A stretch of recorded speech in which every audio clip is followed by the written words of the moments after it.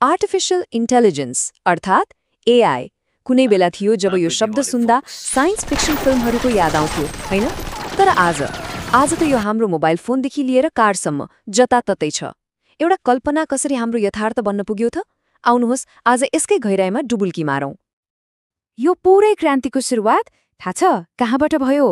एउटा एकदमै सरल तर त्यति नै शक्तिशाली प्रश्नबाट।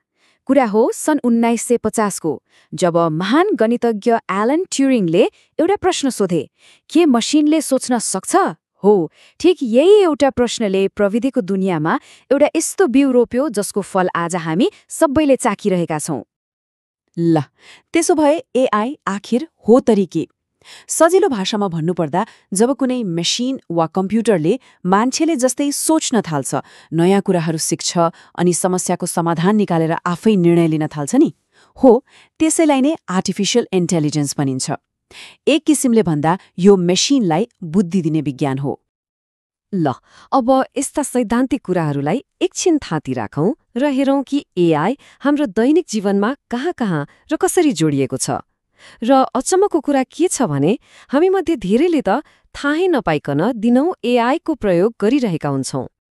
जस्तै कि भोइस असिस्टेन्ट, फेस अनलक, हामीले हेर्ने युट्युब र टिकटकका फिडहरू अनि सेल्फ ड्राइभिङ कारहरू, यी सबैले एआईलाई हाम्रो जीवनको एउटा महत्त्वपूर्ण हिस्सा बनाइसकेका छन्। अब आउनुहोस् यी हरेकले कसरी काम गर्छन् अलि भित्र पसेर हेरौँ न त। सोच्नुहोस् त, जब हामी हे गुगल वा हे सिरी भनेर केही सोध्छौं, त्यहाँ वास्तवमा के हुन्छ होला? हेर्नुहोस्, सबैभन्दा पहिले त एआईले हाम्रो आवाजलाई चिन्छ। त्यसपछि हामीले बोलेको भाषालाई बुझ्छ अनि तुरन्तै इन्टरनेटमा त्यसको उत्तर खोजेर केही सेकेन्डभित्रै जवाफ दिइहाल्छ। यो सबै जादुको पछाडि एउटा शक्तिशाली एआईले काम गरिरहेको हुन्छ। अनि मोबाइलको स्क्रिनमा हेर्ने बित्तिकै फ्याट्ट लक खुल्छ नि, त्यो पनि एआईकै कमाल हो। यसले हाम्रो अनुहारको हजारौं साना साना बिन्दुहरूलाई विश्लेषण गरेर एउटा डिजिटल नक्सा जस्तै बनाउँछ। अनि हरेक पटक फोन अनलक गर्न खोज्दा एआईले तुरुन्तै त्यो नक्सासँग हाम्रो अनुहार तात्छ र मिल्यो भने मात्र फोन खोल्छ। कति छिटो होइन त? कहिल्यै सोच्नु भएको छ युट्युब वा टिकटक खोल्ने बित्तिकै आफूलाई मनपर्ने खालके भिडियोहरू कसरी अगाडि आइपुग्छन्? यो पनि एआईकै खेल हो। यसले हाम्रो डिजिटल बानीलाई लगातार पढिरहेको हुन्छ। जस्तै हामीले कुन भिडियो हेर्यौं, कतिबेर हेर्यौं, के कुरा लाइक गर्यौं अनि त्यसैको आधारमा हामीलाई के मन पर्न सक्छ भनेर अनुमान लगाउँछ। यसको लक्ष्य एउटै हो, हामीलाई एपमा व्यस्त राखिराख्ने। र अब कुरा गरौं एआईको सायद सबैभन्दा महत्वाकांक्षी प्रयोगको, सेल्फ ड्राइभिङ कार। यहाँ त एआईले मानिसको आँखा र दिमाग दुवैको काम गर्छ। सयौं क्यामेरा र सेन्सरहरूको मद्दतले सडकको अवस्था, ट्राफिक, पैदल यात्रीहरू सबै कुरालाई एकैचोटि विश्लेषण गर्छ र त्यसैको आधारमा कहिले स्पिड बढाउने, कहिले ब्रेक लगाउने अनि कता मोड्ने जस्ता महत्त्वपूर्ण भनौं न जीवन मरणका निर्णय आफै लिन्छ। तर आज हामीले देखिरहेको यो शक्तिशाली एआई रातारात भनेको भने पक्कै होइन है। यसको पछाडि दशकौं लामो अनुसन्धान, थुप्रै असफलता र फेरि नयाँ सुरुवातको एउटा लामो र निकै रोचक कथा लुकेको छ। ल, अब त्यही कथाको पाना पल्टाएर हेरौं। यो यात्रा सुरु भयो सन् 1950 को त्यही प्रश्नबाट। 1956मा यसले आर्टिफिशियल इन्टेलिजेन्स भन्ने नाम पायो। तर त्यसपछि 70 र 80 को दशकमा त यो लगभग हराउने लागेको थियो। त्यो समयलाई एआई विन्टर पनि भनिन्छ। तर सन् 2000 पछि जब शक्तिशाली कम्प्युटरहरू आए र इन्टरनेटले गर्दा अथाह डाटा उपलब्ध भयो, यसले फेरि नयाँ जीवन पायो र आज हामी एआईको स्वर्ण युगमा छौं। ल, इतिहासका कुराहरूलाई यही छोडेर अब वर्तमान र भविष्यतिर लागौं। आजको दिनमा एआई हाम्रो जीवनको एउटा हिस्सा मात्रै होइन, यसले त हाम्रो भोलिको संसारलाई नै आकार दिइरहेको छ। तर कसरी? हेर्नुहोस्, एआईले शिक्षालाई हरेक विद्यार्थीको आवश्यकता अनुसार ढाल्न सक्छ। डाक्टरहरूलाई रोग छिटो र सही तरिकाले पत्ता लगाउन मद्दत गर्न सक्छ अनि उद्योगहरूमा गाह्रो र दोहोरिने कामहरूलाई आफै गरेर समय र श्रम दुवै बचाउन सक्छ। तर यति ठूलो शक्तिको साथमा एउटा ठूलो जिम्मेवारी पनि आउँछ। त्यो हो यसको प्रयोग सधैँ मानव हितका लागि होस् भनेर सुनिश्चित गर्नु।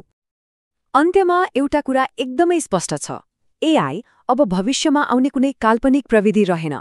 यो हाम्रो वर्तमान हो, हाम्रो आजको यथार्थ हो। त्यसैले यसलाई बुझ्नु, यसका सम्भावना र चुनौतीहरूलाई चिन्नु र सबैभन्दा महत्त्वपूर्ण यसलाई सही दिशा दिनु आजको सबैभन्दा ठूलो आवश्यकता हो। यो आखिर बन्छ कसरी र यसले साँच्चै काम चाहिँ कसरी गर्छ त? ओके, ती चरणहरूमा जानु अघि एउटा एकदमै महत्त्वपूर्ण शब्द बुझौँ, एआई मोडल। अब यो के हो त? सजिलोसँग भन्दा यसलाई एउटा डिजिटल दिमाग जस्तै सोच्नुहोस्। परम्परागत सफ्टवेयर जस्तो होइन जसले दिएको निर्देशन मात्र पालना गर्छ, होइन। यसले त हजारौं लाखौं उदाहरणहरू हेरेर आफै सिक्छ। र यहाँ छ त्यो 4 चरणे खाका। हेर्दा त कस्तो सिम्पल देखिन्छ, होइन र? पहिलो, डाटा जम्मा गर्ने। दोस्रो, त्यसलाई तयार पार्ने। तेस्रो, मोडेललाई सिकाउने। र चौथो, परीक्षण गर्ने। ल, सिद्धान्तको कुरा त भयो। अब यसलाई व्यवहारमा हेरौँ न त। यो 4 चरणे तरिका हामीले दिनौं प्रयोग गर्ने प्रविधिमा कसरी लागू हुन्छ त्यो हेरौँ। ल, सुरु गरौँ एउटा एकदमै सामान्य कुराबाट, फोन अनलक गर्ने तरिकाबाट। हेरौँ है त, यो हाम्रो 4 चरणे तरिकासँग कसरी मेल खान्छ। पहिला, हजारौं अनुहारका फोटोहरू जम्मा गरिन्छ। यो भयो डाटा सङ्कलन।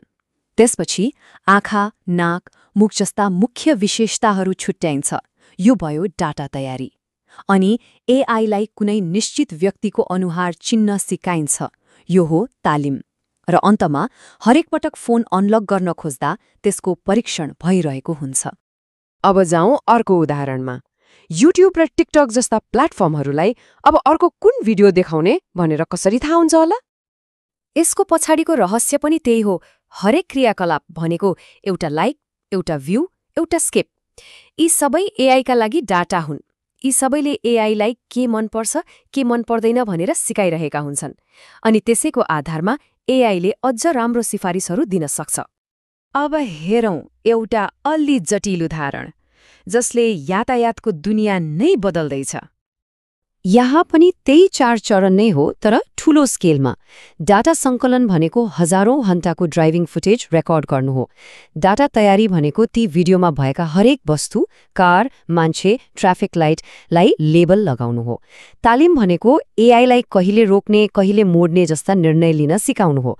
र परीक्षण, यो त एकदमै महत्त्वपूर्ण छ। सुरक्षाको लागि सिमुलेसन र वास्तविक सडकमा परीक्षण गरिन्छ। यसले के देखाउँछ भने त्यही सरल 4 चरणे तरिकालाई कति जटिल र महत्त्वपूर्ण कामको लागि पनि प्रयोग गर्न सकिन्छ। ओके, एआई कसरी बनाइन्छ भनेर त हेरियो, तर यसले हाम्रो संसारलाई कसरी बुझ्छ त? यसको आफ्नै आँखा, कान हुन्छन्।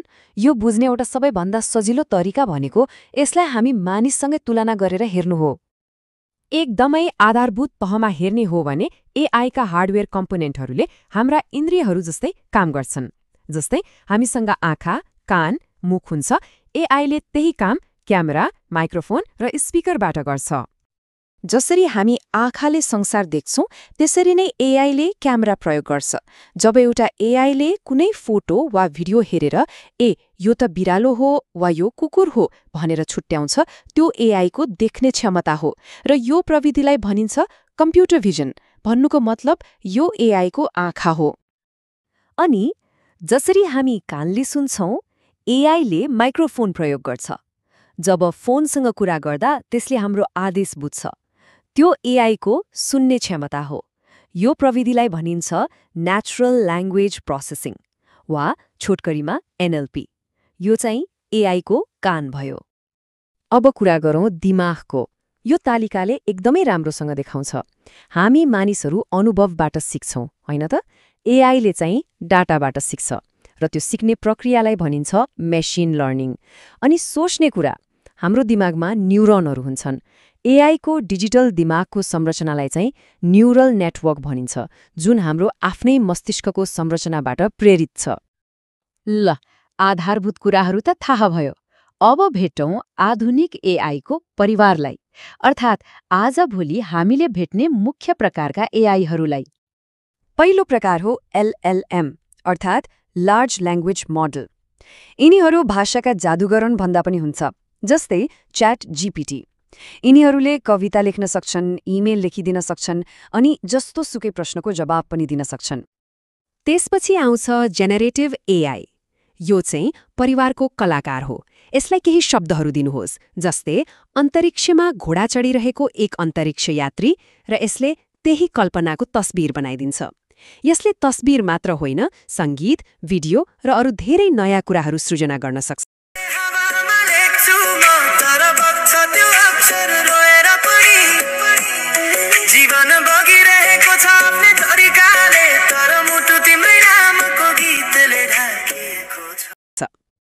र तेस्रो प्रकार हो एजेन्टिक एआई। यसलाई एउटा व्यक्तिगत सहायकको रूपमा सोच्नुहोस्, जसले निर्देशन मात्र लिँदैन, काम पनि आफै गर्छ। जस्तै, मेरो लागि न्युयोर्कको सबैभन्दा राम्रो उडान खोजेर होटेल पनि बुक गर भन्यो भने यसले ती सबै चरणहरू आफै पूरा गर्न सक्छ।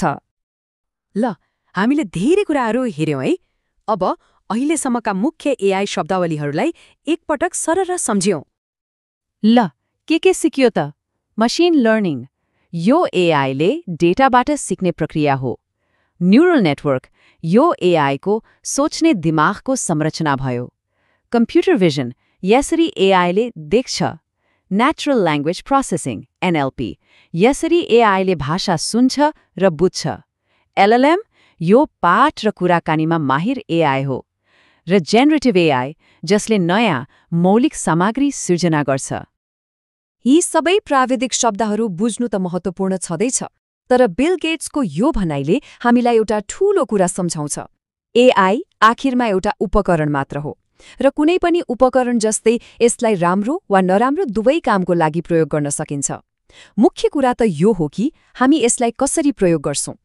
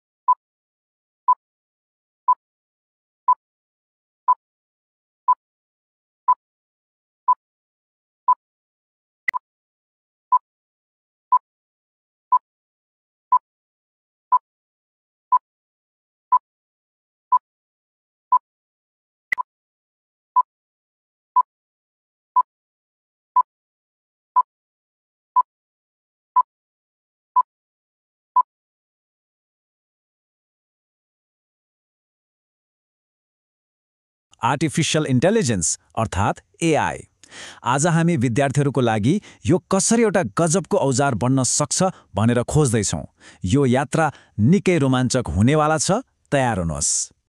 सोच्नुहोस् त, गृह कार्य गर्दा वा कुनै प्रोजेक्ट बनाउँदा एउटा नयाँ एकदमै बाठो साथी भए कस्तो होला?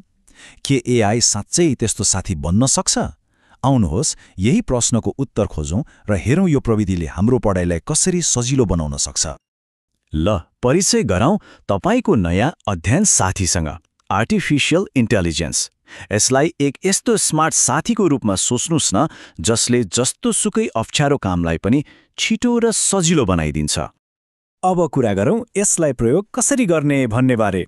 जसरी कुनै पनि खोजकर्तालाई सही उपकरण चाहिन्छ, हाम्रो शैक्षिक यात्रामा पनि सही एआई उपकरणहरू हुनु एकदमै आवश्यक छ। हेरौँ त ती उपकरणहरू के हुन्। एआईको दुनियाँमा सबैभन्दा महत्त्वपूर्ण सिप के हो थाहा छ? त्यो हो सही प्रश्न सोध्न सिक्नु।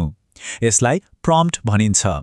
च्याट जीपीटी जस्ता एआईसँग राम्रोसँग कुरा गर्ने, नयाँ आइडिया निकाल्ने वा कुनै कुराको सारांश बनाउने, यी सबैको चाबी यही प्रम्प्ट हो। एउटा राम्रो प्रम्प्ट लेख्न खासै गाह्रो छैन। जम्मा 4 वटा कुरामा ध्यान दिए पुग्छ। पहिलो, के चाहिएको हो त्यो प्रश्न बन्ने। दोस्रो, यो किन चाहिएको हो त्यो सन्दर्भ दिने।